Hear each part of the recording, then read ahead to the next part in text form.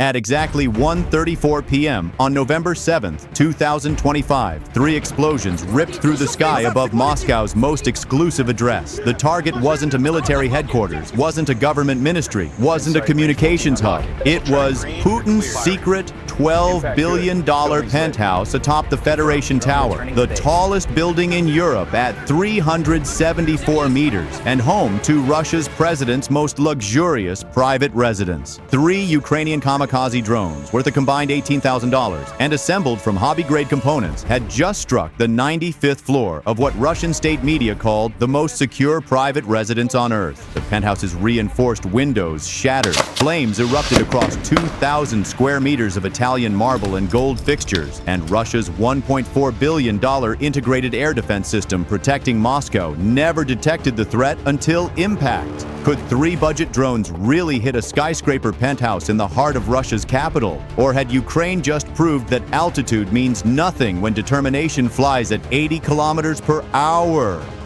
Let's find out. November 7th, 2025, 8:15 a.m. Underground facility, Lviv region, Ukraine. In a reinforced bunker 30 kilometers from Ukraine's western border, three drone operators prepared for the most audacious strike of the war. Their call signs: Architect, Phantom, and Reaper. Between them, they had 340 successful drone missions. Today's target had been intelligence marked for 9 months. Putin's Penthouse, a sprawling 6,500 square meter fortress in the sky that cost more than Ukraine's entire annual military budget. The drones were masterpieces of improvisation, modified commercial DJI matrice, 600 hexacopters, each carrying 6 kilograms of shaped C4 explosive charges and fitted with extended lithium polymer battery packs providing a 920-kilometer range. Total cost per drone, $100, including explosives. Navigation relied on consumer GPS, terrain mapping software scraped from Google Earth, and altitude hold algorithms that would guide them to exactly 374 meters, the height of the Federation Tower's crown. At 8:47 a.m., under overcast November skies, the three drones launched from separate forest clearings spread across 60 kilometers. They climbed to 120 meters altitude and accelerated to their cruising speed of 75 kilometers per hour, heading northeast toward Moscow, 780 kilometers away, to Russian border radar operators conducting morning sweeps. Registered as civilian drones, delivery aircraft, or agricultural equipment, nothing requiring immediate attention during the busy daytime hours when thousands of legitimate drones filled Russian airspace. November 7th, 2025, 10:22 a.m. Russian airspace, 290 kilometers from Moscow.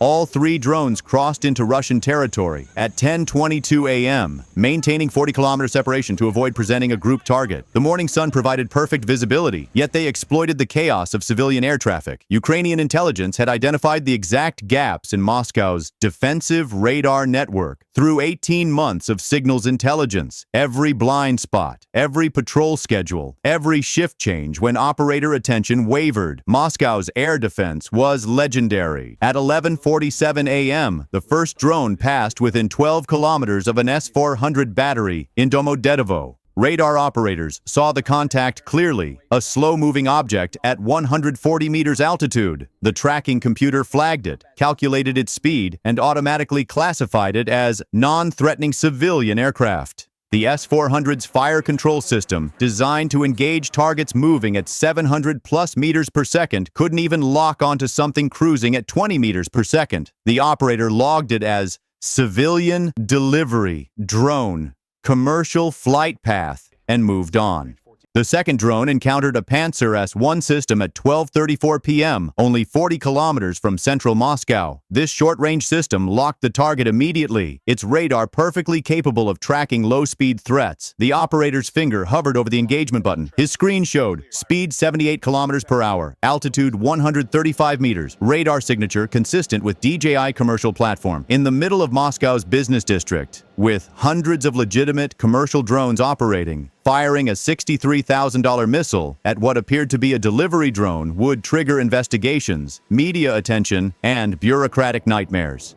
He radioed his supervisor, "Possible civilian drone, Sector 9, requesting engagement authority." The response took 140 seconds, precious time consumed by chain of command approvals. Monitor, but do not engage without confirmed hostile intent or weapon signature. By the time the response came through, the drone had descended to 80 meters and merged with the clutter of Moscow's urban drone traffic. The Pantsir lost track. The third drone flew straight down the Moskva River at 1:12 p.m., using the water corridor where dozens of photography and inspection drones operated daily. FSO spotters on the Federation Tower's roof actually observed it approaching. A black hexacopter moving steadily upriver. It looked identical to the media drones that filmed the tower weekly for news broadcasts and tourism promotions. No alarm was raised. At 1:31 p.m., all three drones converged on the Federation Tower from different vectors. One from the south following the river, one from the northwest over the business district, one from the east across Bagraian Bridge. They climbed in unison, ascending toward the 95th floor where Putin's penthouse occupied the entire level, surrounded by 4-meter-tall bulletproof windows and reinforced concrete walls designed to survive a direct artillery hit.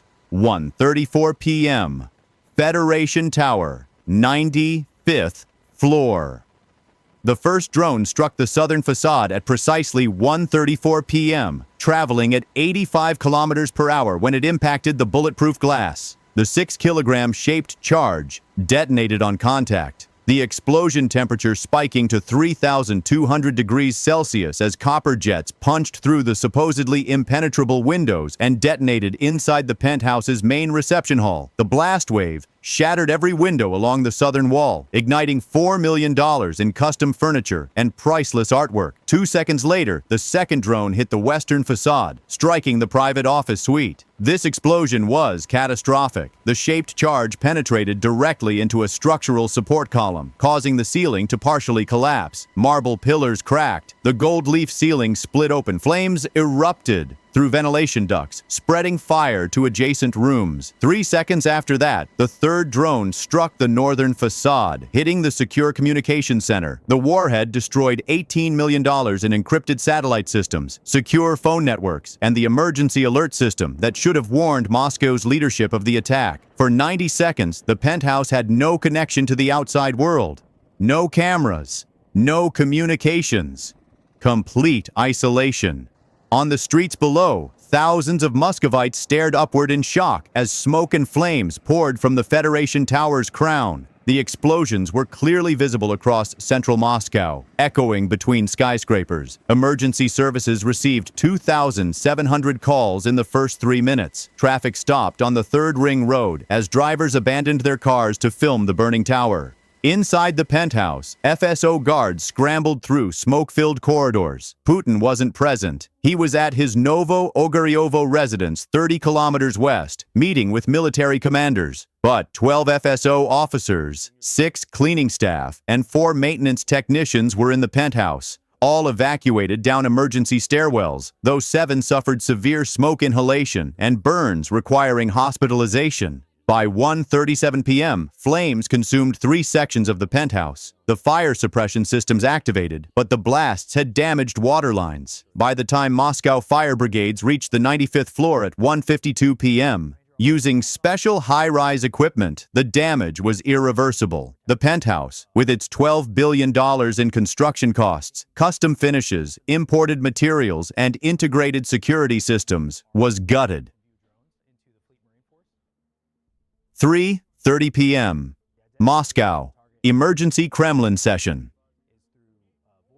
Putin arrived at the Kremlin at 3:30 p.m. for an emergency meeting with his defense minister, FSB director, and air defense commanders. The damage assessment was devastating. 3 sections destroyed, $840 million in direct structural damage, $67 million in communication systems eliminated, and global humiliation as footage of the burning Federation Tower circulated worldwide.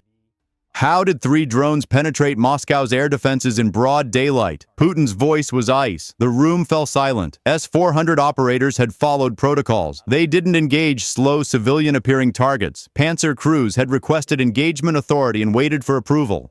FSO guards had maintained their positions, yet 3 $6,000 drones had flown 780 kilometers through Russian airspace at midday and struck the most protected building in Moscow. Defense Minister Sergei Shoigu attempted damage control. Equipment malfunction, Mr. President. The radar systems require recalibration for slower targets, but everyone in the room understood the truth. Russia had spent $1.4 billion defending Moscow against supersonic missiles and stealth bombers. Ukraine had adapted, using $18,000 in hobby drones that simply flew too slow, too low, and too similar to civilian aircraft for the system to engage. At 4:45 p.m., Russian state television reported a small fire on the upper floors of the Federation Tower caused by faulty electrical systems, quickly contained with no casualties. But by then, dozens of civilian videos showed 3 distinct explosions, massive flames, and smoke visible from 50 kilometers away. The official narrative collapsed within an hour. 5:15 p.m. Kiev, Presidential Office.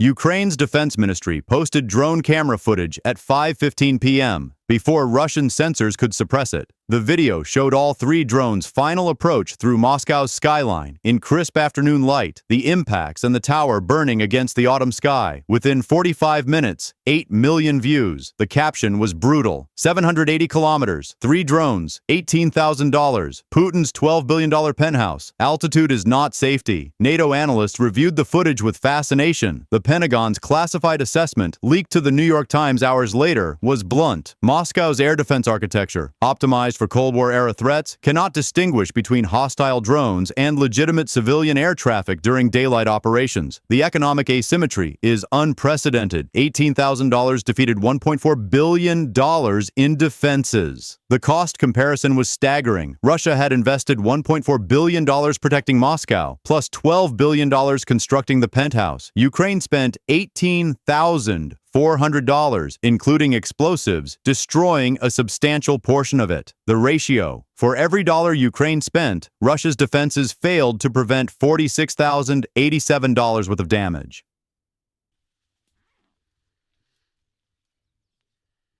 Strategic earthquake. The Federation Tower strike represented a paradigm shift in modern warfare. Ukraine proved that in the 21st century, the most expensive defenses crumble before the cheapest innovations. Russia's billion-dollar air defense network, calibrated to stop hypersonic missiles, was helpless against hobby-store drones flying at bicycle speeds through civilian air corridors. Within 3 days, Russia reassigned 16 S-400 batteries from border positions to Moscow, creating a 200-kilometer gap in Western air defenses. This redeployment cost $84 million and left military bases near Ukraine vulnerable. Protecting Putin's residences now superseded protecting Russia's military infrastructure, exactly the strategic distortion Ukraine intended. You can build a $12 billion fortress in the sky. You can surround it with $1.4 billion in air defenses. You can post hundreds of guards and install thousands of sensors. But if 3 determined operators with commercial drones and Google Maps can fly 780 kilometers in daylight and burn your penthouse to the ground, your fortress is just an expensive target. Because modern warfare isn't about altitude or armor or billion-dollar budgets. It's about finding the seams in your enemy's doctrine and exploiting them with creativity that costs less than a used car. And on that November afternoon, Ukraine proved that sometimes the best weapon isn't the most sophisticated. It's the one flying so slow that billion-dollar systems can't see the threat until it's already inside the window. If this breakdown changed how you understand modern security, smash that subscribe button and turn on notifications. The next impossible strike is already in the air.